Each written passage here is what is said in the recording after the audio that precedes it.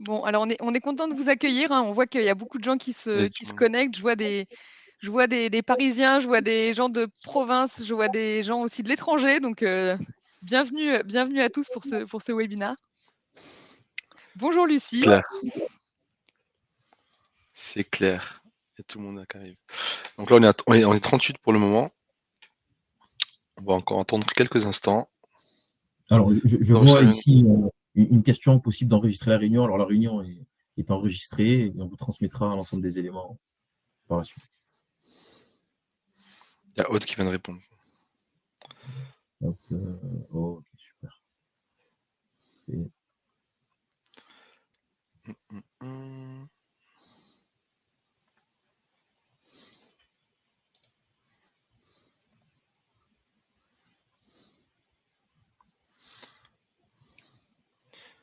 Charlotte, je pense qu'on peut peut-être commencer. Qu'est-ce que tu en penses? Oui, je pense que c'est pas mal. On peut commencer.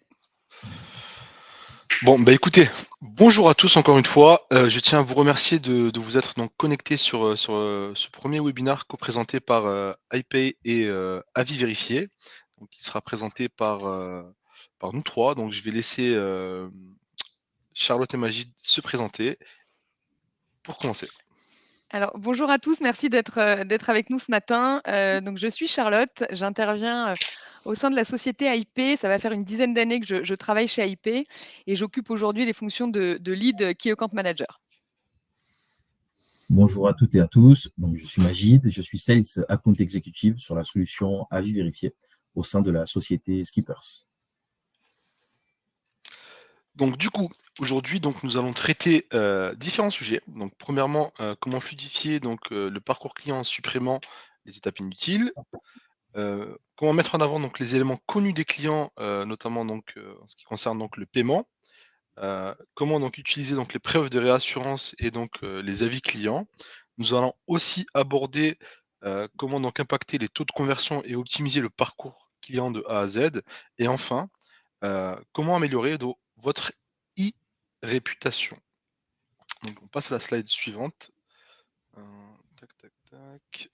À toi Charlotte. Ok, merci. Bon, on va commencer par parler de la fluidification du parcours d'achat. On va aborder deux axes. Le premier axe, ça va être l'intégration et le script de paiement, donc qui est vraiment lié à l'expérience utilisateur. Aujourd'hui, on propose 3 différents types d'intégration. Donc, ce qu'on appelle la hosted page, qui est une page hébergée, donc déportée sur le site de votre prestataire de paiement ou de votre banque. L'e-frame, qui est une brique de paiement qui est intégrée dans votre parcours, également hébergée chez votre partenaire de paiement. Et les hosted fields, donc les champs en fait hébergés, qui est la solution la plus optimisée pour les e-commerçants. C'est la solution qui est complètement intégrée puisque les champs en fait protégés par IP sont intégrés dans votre script de paiement, dans votre parcours d'achat, complètement transparent pour votre client final. Vous avez aujourd'hui des e-commerçants qui se donnent beaucoup de mal et qui dépensent beaucoup d'argent pour avoir un site très ergonomique avec une jolie image de marque. C'est un peu dommage de ne pas aller jusqu'au bout et de bâcler cette dernière étape de paiement. On voit encore certains sites qui, malheureusement, ont des pages de paiement redirigées sur des pages de banque pas du tout customisées, alors qu'eux se sont donné du mal à avoir un environnement ultra personnalisé.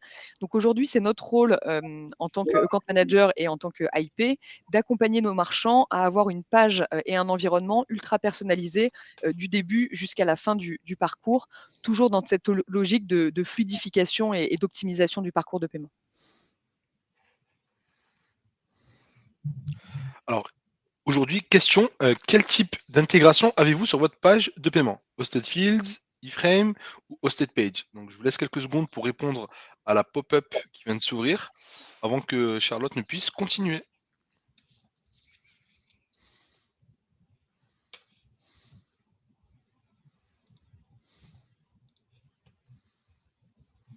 Je pense que tu peux répondre. Il y a une vingtaine de votes là, je vais laisser juste 10 secondes pour que les gens puissent finaliser.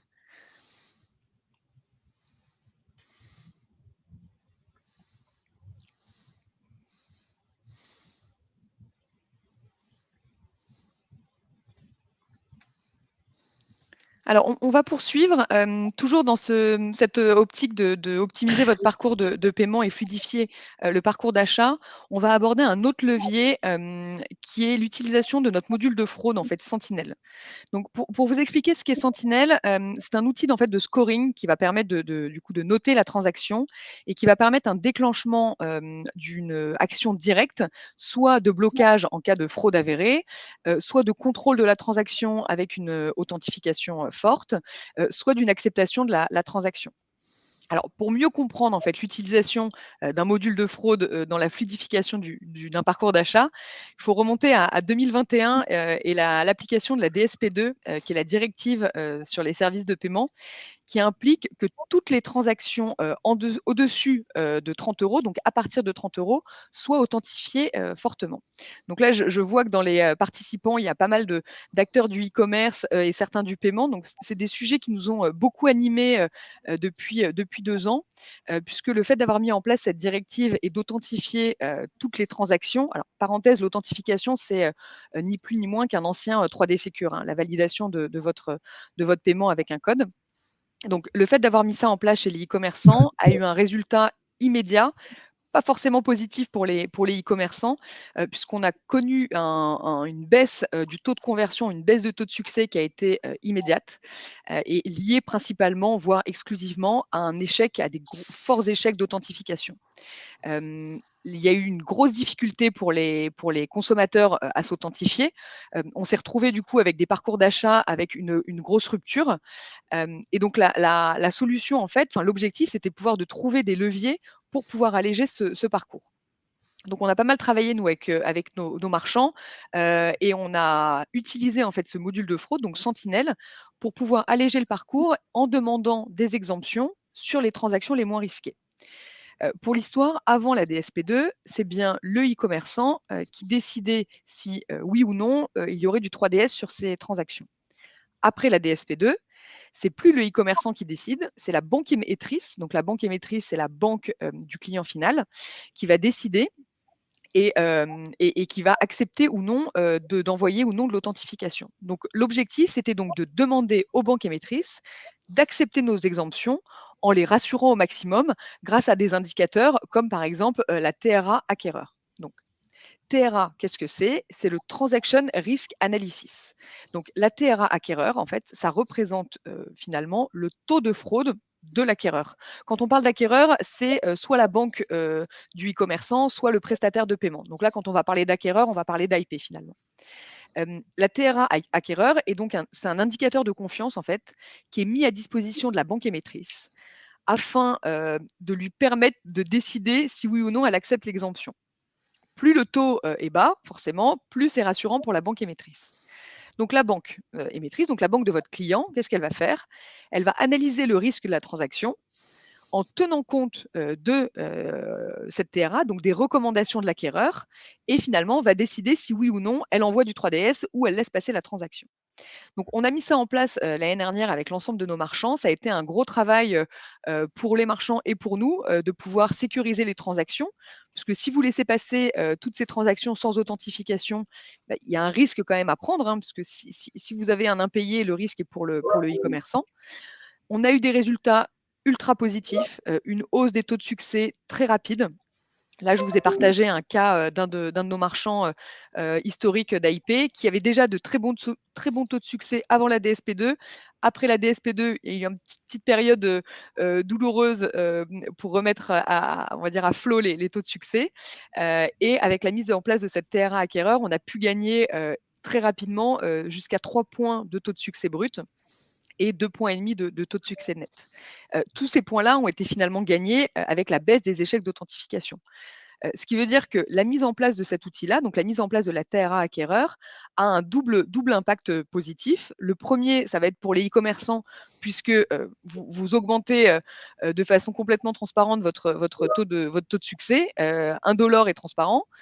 Et pour les clients finaux, puisque les clients finaux se retrouvent avec un parcours sans friction, plus ou moins de 3D Secure, et donc des des parcours de paiement beaucoup plus fluides et beaucoup plus agréables pour les clients finaux. Avec la mise en place de la DSP2, on s'est retrouvé avec des transactions à 5 € qui passaient avec une authentification forte. Donc ça peut être un peu frustrant. Tu as une question de Gomez Seb, Charlotte, Mmh. qui est intéressante, je pense. Alors, est-ce qu'il y a un montant max pour l'exemption des TRA? Alors là, ça va dépendre des prestataires de paiement. Nous, côté AIP, on met en place la TRA jusqu'à 250 €. Dans un objectif de pouvoir protéger aussi notre taux de fraude, hein. Comme je vous l'ai dit, la TRA acquéreur est intéressante quand le taux de fraude du partenaire de paiement est maîtrisé. En revanche, vous avez des transactions qui passent en frictionless au-delà de 500 €. On a des exemples en fait de marchands qui ont des transactions au-delà de 500 € qui passent en frictionless. Super. Je tourne la page. Hop, je regarde juste que je crois qu'il y a une question je ne sais pas s'il y a une question sur le sujet qui va venir. On va attendre un petit peu. Il y a peut-être Elsa qui est en train de taper.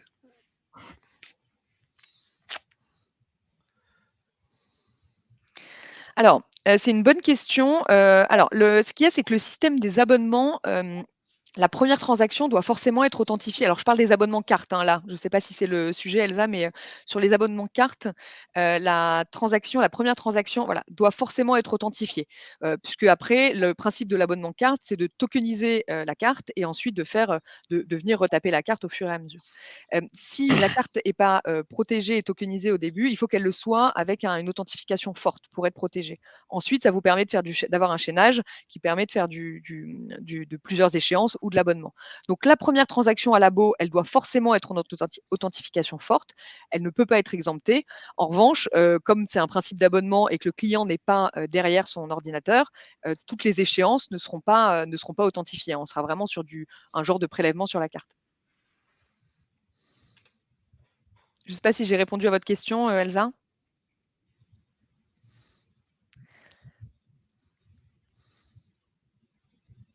Je vais passer au deuxième point sur la réassurance des moyens et des méthodes de paiement, et on pourra répondre aux questions à la fin ou alors ensuite en vous transmettant le support.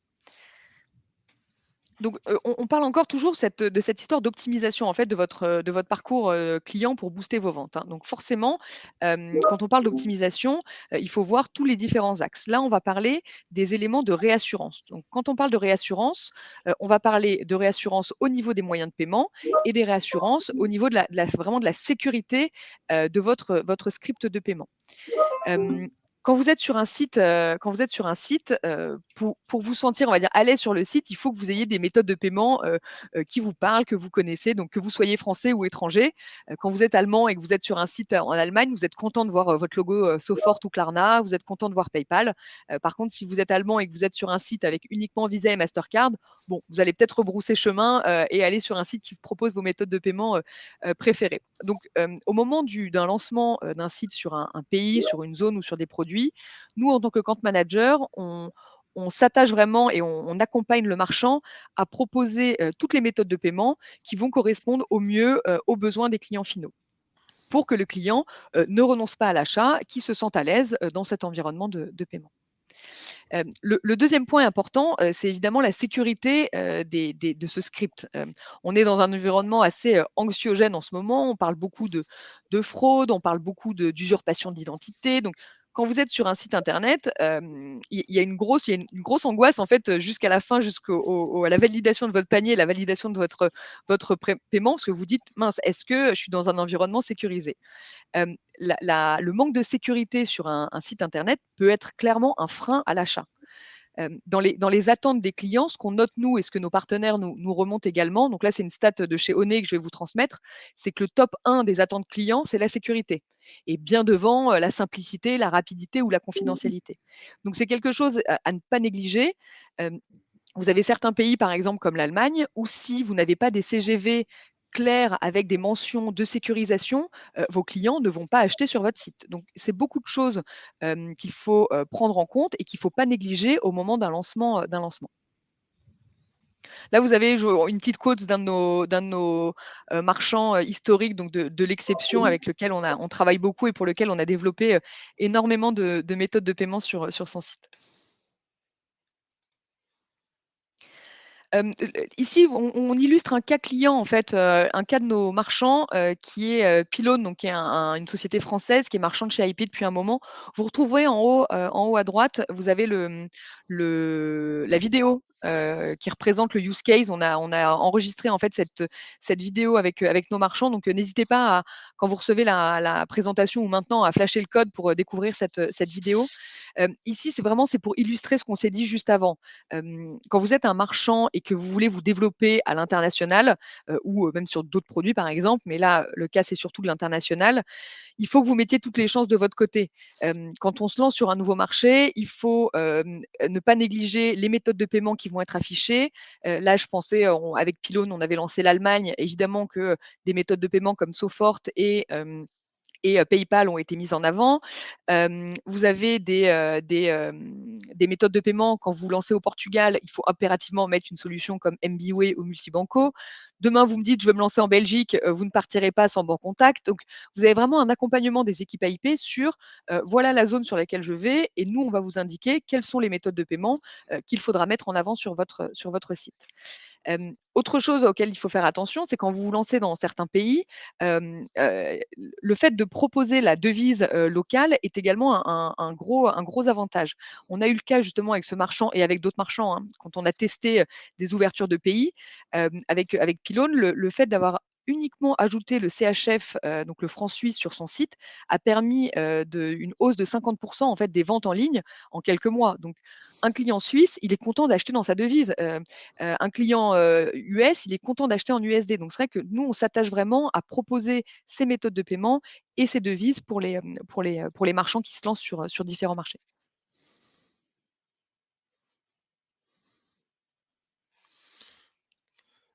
Merci Charlotte. Donc Je réponds juste à la question ah, à la question qui vient vas-y, d'arriver. vas-y, vas-y. Un prix associé à l'activation d'une nouvelle méthode de paiement. Alors, chez IP, vous avez, on va dire, l'avantage d'avoir un gros package de méthodes de paiement qui est déjà intégré à votre contrat.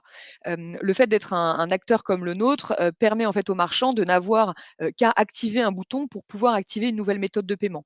Le coût associé finalement à l'activation d'une nouvelle méthode de paiement sera le coût relatif à cette méthode-là. Un bon contact n'a pas le même prix qu'une transaction Visa. Un Sofort n'a pas le même prix qu'une transaction MBWay. Donc, ça sera vraiment le coût à la transaction et non pas un coût d'activation.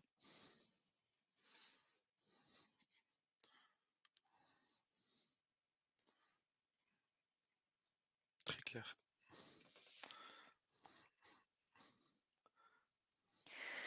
Alors, oui et non, il va y avoir des solutions, par exemple, je pense à Sofort sur lesquelles, vous n'avez juste qu'à appeler votre compte manager en lui disant: «Je veux ajouter Sofort», nous on l'active sur votre compte, et il apparaît sur votre script de paiement.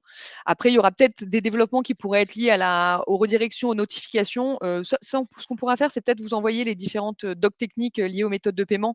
Mais sur la majorité des méthodes de paiement comme des Bancontact, des Sofort, des iDeal, des multibancos, il n'y a pas forcément de gros développement à faire de votre côté et de ressources techniques à développer de notre côté. Ça se fait plus en amont côté IP.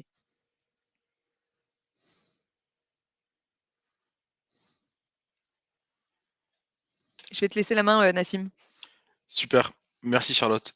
Écoute, tu as parlé donc de réassurance. Je vais d'abord poser, 2 petites questions à à tout le monde, aux participants. Donc premièrement, avez-vous déjà une solution de collecte d'avis clients? Je vous laisse répondre rapidement, comme ça au moins on part sur la suite.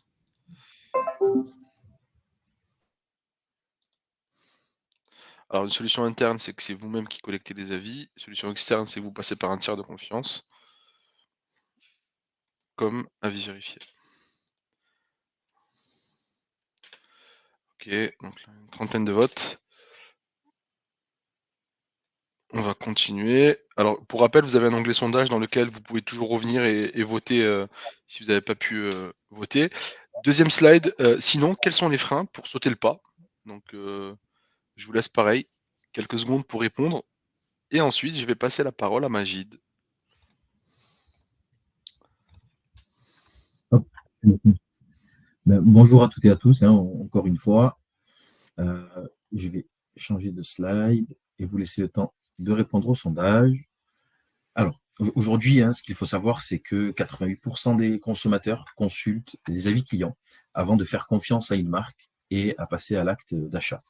Depuis le début de la crise Covid, nous avons remarqué une nette augmentation de plus de 45% de la consultation de ces avis. Alors aujourd'hui, l'avis client est un outil engageant, constructif, dynamique et riche qui vient nourrir la stratégie globale des marques et transforme le consommateur en consomme-acteur. D'accord? Alors, comment créer une relation de confiance avec vos clients? Donc, si je change la slide, super, merci.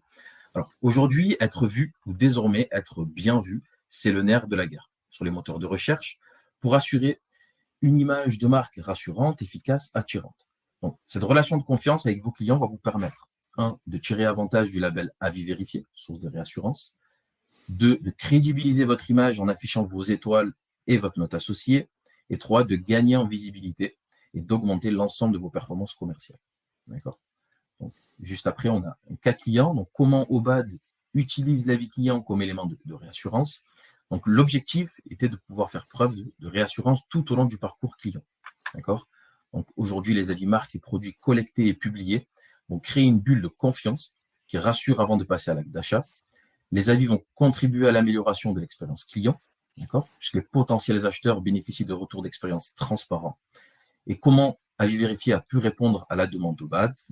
En réassurant les internautes avec des avis authentiques, et 2, en ajustant le management grâce à la voix du client. Alors moi, je vais juste rajouter quelque chose qui je trouve hyper intéressant dans ce slide.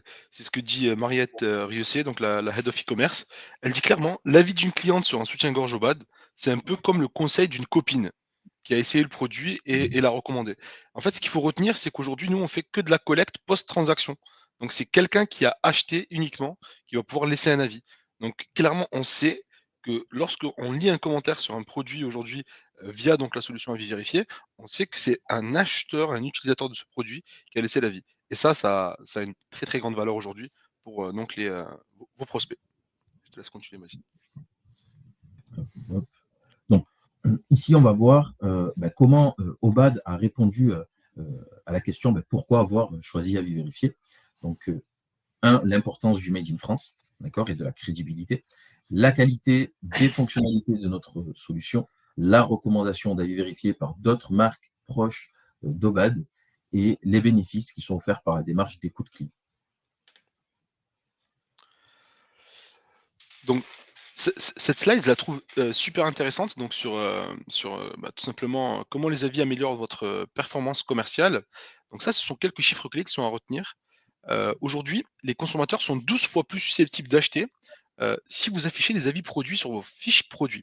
Ça veut dire quoi? Ça veut dire que clairement, ce n'est plus un nice to have, mais c'est clairement un must have aujourd'hui que de faire de la collecte avis marque, mais aussi la collecte avis produit. Ensuite, il y a l'aspect de la fraîcheur des avis. Pour quasiment la moitié des consommateurs, avoir des avis de moins d'un mois, c'est hyper important. Donc clairement, une collecte continue donc, est nécessaire. Ensuite, pour pour un peu plus de 2 tiers des consommateurs, euh, enfin, ils déclarent accorder en fait leur confiance au bout d'un certain nombre d'avis. Donc là, 6 avis. Donc ça, c'est un indicateur fort. Ça veut dire que le nombre d'avis que vous allez pouvoir afficher sur votre site pour créer de la réassurance est important. Donc pareil, on a des solutions pour vous permettre de vite atteindre ces chiffres-là, notamment par donc, de la collecte, de l'import de fichiers sur vos anciennes commandes. Enfin, 58% des consommateurs lisent des avis au moins une fois par semaine. Pareil, c'est très très important comme chiffre parce que ça veut clairement dire qu'aujourd'hui, c'est ancré dans les habitudes des internautes que de venir consulter les avis sur un site. Et enfin, une stat qui est hyper importante, pour plus de 90% des consommateurs, clairement, il n'est pas question de faire appel à une société qui a une note inférieure à 4 sur 5. Donc pareil, maîtriser sa réputation, c'est hyper important aujourd'hui. Utiliser une solution d'avis client, ce n'est plus un nice to have, mais un must have.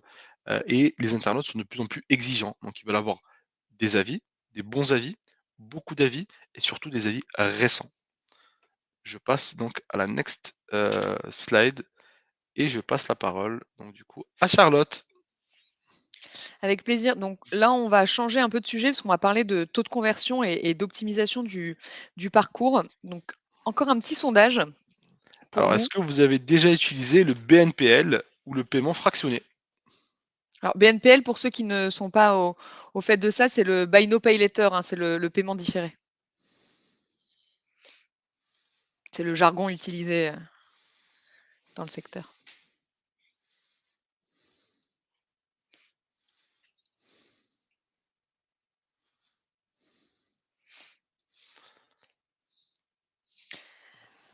Alors, donc on va parler de ces solutions donc de buy now pay later, et de paiement fractionné. C'est des solutions qui existent depuis longtemps, hein. On entend, parler depuis très longtemps de solutions comme Money, BNP Personal Finance et cetera. Donc c'est des solutions, qu'on connaît, mais dont on parle de plus en plus aujourd'hui, effectivement dans un contexte, de développement des sites e-commerce et de l'achat en ligne, mais également un contexte un peu, d'inflation et de baisse de pouvoir d'achat. Ce dont on se rend compte, nous, depuis, je veux dire 1 an ou 2, c'est qu'on a une très forte demande, en fait, de nos marchands, sur ce type de solution. Donc que ce soit du paiement différé ou du paiement, fractionné. Et les habitudes des consommateurs, elles changent quotidiennement, et nous, côté AIP, on est là pour les accompagner dans ces évolutions. Un marchand qui a intégré en 2016 avec, CB, Visa et Mastercard, en 2023, il peut avoir, 10 méthodes de paiement supplémentaires, 10 devises supplémentaires, 7 développées à l'international. Donc on vraiment on les accompagne, rien n'est figé en fait, on les accompagne vraiment dans leur développement. Donc, là, on parle effectivement de ces 2 méthodes de paiement, fractionné et différé. Une petite stat là que je vous donne qui est une communication d'un de nos partenaires, le paiement fractionné peut optimiser en fait votre, conversion jusqu'à 20-30. Donc c'est des solutions à ne pas négliger. Aujourd'hui, il y a près de 40 des Français qui utilisent le paiement fractionné, que ce soit en ligne ou même en magasin. Là, on voit une page de paiement avec la solution au nez. Vous pouvez acheter avec Onet, quand vous êtes dans un magasin. Donc, tout est fait maintenant sans couture, il y a aucun problème pour faire des paiements fractionnés ou différés, que ce soit en ligne ou physiquement. Dans les autres outils, en fait, pour, optimiser le parcours, on va évoquer un point qu'on met beaucoup en avant, nous, les account managers, avec nos marchands IP. Donc je vois qu'il y a quelques-uns de nos marchands là sur le webinar, donc ils sauront de quoi on parle. On pousse en fait les marchands à pouvoir afficher un message clair, au moment d'un refus.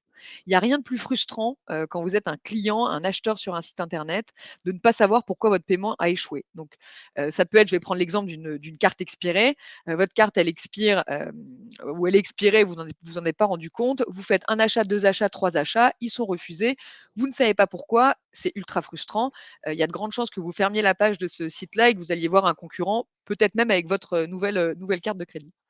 Donc, le fait d'afficher ce message-là, d'afficher par exemple un message en indiquant, «Votre carte est expirée, merci d'utiliser une autre carte», va permettre à vos clients du coup, d'éviter de retenter, 10 fois la transaction et surtout de ne pas être frustrés en fait. Ils savent pourquoi la transaction a été refusée et donc c'est pour ça qu'on va aussi mettre en place donc ce système de retry. Alors, je mets retry avec des pincettes, hein, parce qu'on ne parle pas d'un retry automatique, mais plus d'un retry dans l'affichage, d'un nouveau script de paiement ou alors, mettre en avant une nouvelle solution de paiement. Dans le cadre de notre client qui aurait sa carte expirée, l'objectif serait d'afficher un message en indiquant, «Votre carte est expirée, merci d'utiliser, une autre carte», et d'afficher automatiquement un nouveau script de paiement sur lequel le client pourra, saisir directement ses coordonnées, bancaires. Ça peut être le cas également d'un client qui aurait, je ne sais pas, atteint son plafond.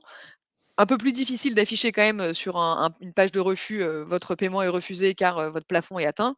Mais pourquoi pas lui proposer de façon un peu plus subtile, une page de paiement d'une méthode de paiement en plusieurs fois, de façon dynamique.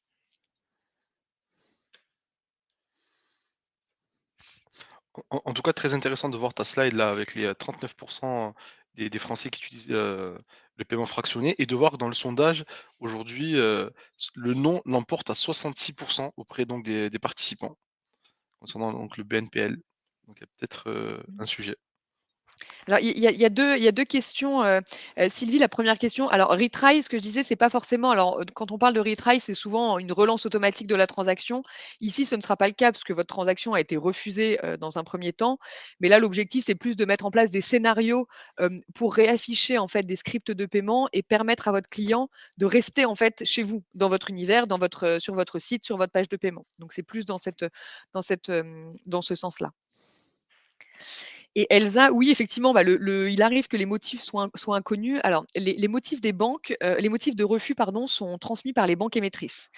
Pour les marchands qui sont chez nous et qui ont des business reviews avec leurs account managers, vous avez quasiment en moyenne 40 à 50% de vos transactions qui sont refusées pour des motifs inconnus. On appelle ça, c'est le décliné par la banque ou le ne pas honorer, qui est un code assez frustrant pour les e-commerçants.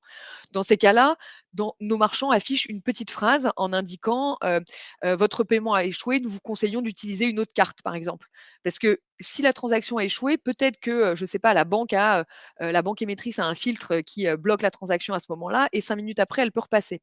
Donc c'est pour ça que nous, on les pousse quand même à mettre juste un petit message, quelque chose d'assez parlant, assez fluide, pour éviter de surcharger aussi les services clients.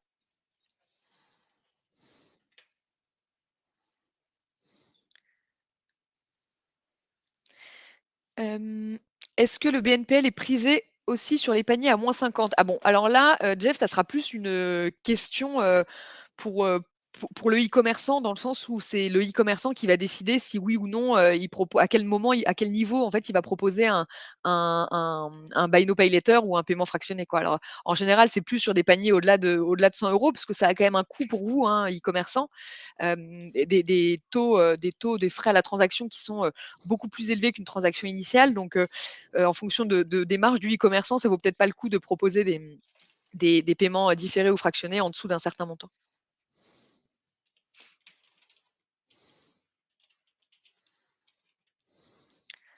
La différence entre fonds insuffisants et plafond de paiement atteint. Alors, fonds insuffisants, ça peut simplement dire que, vous n'avez pas le droit d'être à découvert sur votre compte, par exemple, et que dans ces cas-là, une fois que vous êtes à zéro, vous êtes à zéro. Ou alors il vous reste 30 € et votre, panier est à 50 €.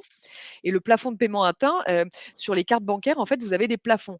Hein, par exemple, je ne sais pas, Crédit Agricole, on va dire que le plafond, basique est à 1 500 €. Vous avez beau avoir 4 000 € sur votre compte bancaire, si vous avez déjà dépensé en ligne 1 500 €, vous devrez attendre, alors en général, c'est 7 ou 30 jours, hein, ça dépend des banques, mais vous allez devoir attendre, la remise à jour, en fait, de votre plafond pour pouvoir acheter sur le site.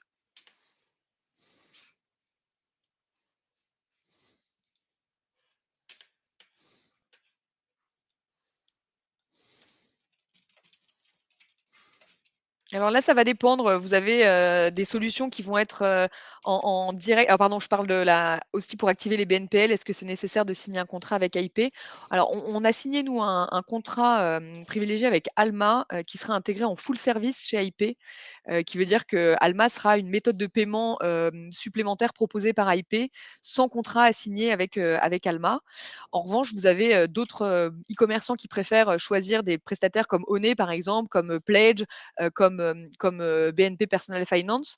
Donc là, c'est des solutions qui sont aussi intégrées chez nous, mais pas en full service. Ça veut dire que vous devez signer un contrat avec ces partenaires-là, mais les transactions remonteront quand même, chez AIP.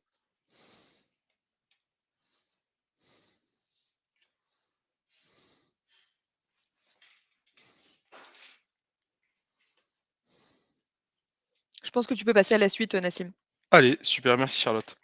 Donc du coup, nous Alors, allons juste avant, aborder dans la suite. Oui, dis-moi Magid. j'ai une question de Michel, donc, qui utilise Oui. la solution à vérifier et qui dit que ses clients ont du mal à déposer un avis pour de nombreuses raisons. Donc, Alors attends, laisse-moi y aller. alors, il n'explique pas forcément les raisons. Je pense que je le contacterai à la fin de notre webinaire, hein, pour savoir un Ah oui, peu d'accord, ok.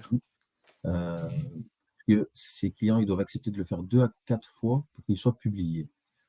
Donc je ne comprends pas. Ok, bah écoute, on le contacte juste après le webinaire pour comprendre. Yes, parfait. Merci. Donc du Super. coup, les 5 conseils pour maîtriser la réputation. Donc nous allons aborder donc les 5 conseils, mais juste avant, j'ai une petite question, à savoir, est-ce que vous consultez régulièrement les avis de votre marque sur le web? Donc je vous laisse répondre rapidement avant de passer donc aux prochaines slides. Tac. Sondage.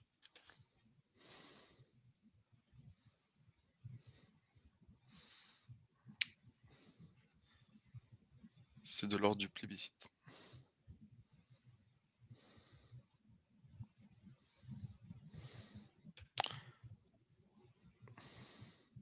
Donc là, on a 25 votants. Magid, je vais te laisser donc du coup parler de. Attends, peut-être qu'on a sauté Yes, la effectivement, slide. super. Voilà. Donc, l'idée sur cette slide, c'est de pouvoir vous donner les 5 conseils pour maîtriser votre e-réputation, donc, avec le listing que vous voyez. Donc, premier conseil, c'est faire une veille régulière des avis clients que vous collectez. Le second, c'est répondre à l'ensemble des avis, et plus particulièrement aux avis négatifs. Aujourd'hui, l'ensemble des consommateurs accordent une importance particulière aux réponses qui sont faites par la marque. Et là, vous allez faire de la réassurance chaque fois que vous allez répondre aux avis. C'est très, très important. Le troisième conseil, c'est de pouvoir intégrer vos avis dans votre stratégie de contenu. Le quatrième conseil, c'est de définir une stratégie de référence solide. Et le dernier, choisir le tiers de confiance qui répond à l'ensemble de vos objectifs. Alors, juste après, on a un cas client ici avec MaxiCoffee. Donc, l'idée, c'est de pouvoir voir comment MaxiCoffee facilite l'échange avec les internautes. Le but de MaxiCoffee était de pouvoir partager son expertise café, d'accord, avec l'ensemble des internautes. En ce sens, l'outil que l'on a mis à disposition, qui s'appelle un outil question-réponse, a permis d'optimiser les fiches produits afin d'enrichir le site en contenu de qualité. D'accord ? Donc, le tout à partir des questions qui sont posées par les internautes et bien évidemment les réponses apportées par les clients actuels ou un expert lié à l'entreprise elle-même.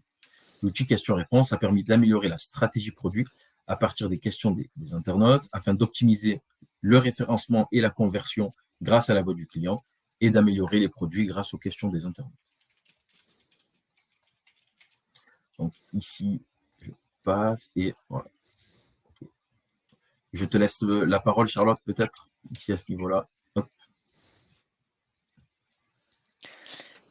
Oui, avec plaisir. Donc, pour ceux qui nous connaissent pas, on a mis encore un petit QR code là qui vous permet de prendre rendez-vous directement avec notre équipe commerciale. Donc n'hésitez pas à flasher ce code pour en savoir plus. Et donc pour ceux qui nous connaissent pas, donc nous IP, on est une plateforme de paiement omnicanal. On permet en fait aux marchands de valoriser leurs données de paiement, quel que soit le canal de vente. Donc on va être présent en magasin, on va être présent en ligne et on va être présent aussi, on va dire, à distance avec toutes les transactions qu'on appelle moto, ces transactions qui sont passées par téléphone ou par lien de paiement. Et donc, notre objectif, en fait, c'est vraiment d'aider nos e-commerçants, nos marchands, à améliorer leur taux de conversion, à augmenter leur CA et à créer de nouveaux parcours ou des nouveaux scénarios de paiement. On a un très fort accompagnement des équipes account manager et technical account manager pour nos marchands, pour justement leur permettre de développer tous ces outils-là. Bon, voilà, là, vous aurez dans la présentation tous les détails sur la plateforme IP.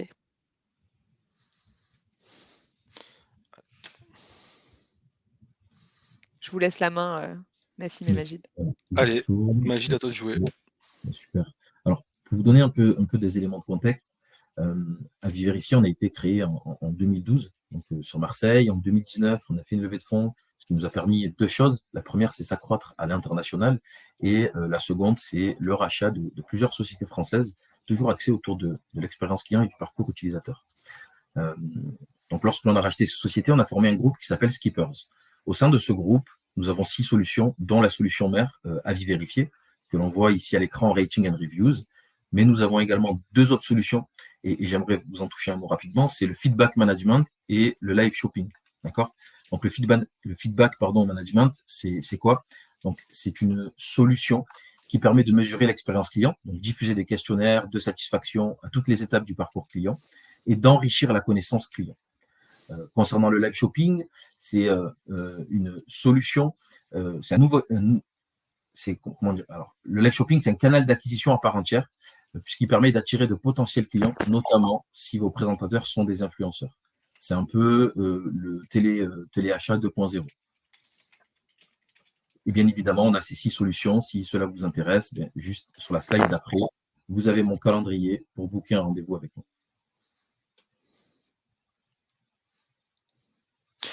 Merci à tous du coup d'avoir participé donc à ce webinaire, d'avoir pris le temps de répondre donc à tous nos sondages. Vous allez tous recevoir normalement la présentation à la fin donc de ce webinaire. Et je ne sais pas si Charlotte, tu veux rajouter un petit mot? Non, surtout n'hésitez pas à nous contacter là via le lien que Fanny vient d'envoyer sur le chat, s'il y a besoin de questions supplémentaires, sur la solution de paiement, de prendre rendez-vous avec notre responsable commercial. Voilà, si vous avez des questions pour approfondir tout ça. Et merci pour votre présence. Exactement. Merci pour votre Merci à présence. tous. Passez une bonne journée. Au revoir. À très bientôt. Au revoir. Au revoir.